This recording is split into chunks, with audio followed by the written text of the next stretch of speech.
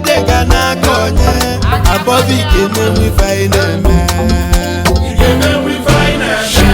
Meno mundike ndike ndika buta we fine Asa maluma gaiga tunyelu gaiga we fine Uke money no dey carry last Money no dey go late Anabalo nyeji ego mba Woke boutique onwe bube Now who know who go blow tomorrow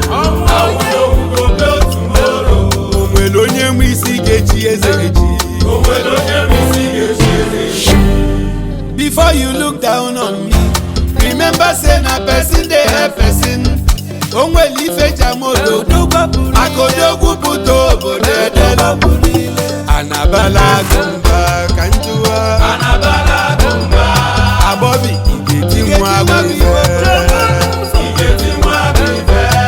Asimabala gana zan Onye jiji gana konye Abobi geme we fine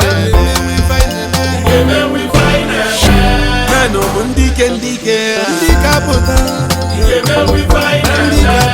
Asa maluma gaiga tunyelu gaiga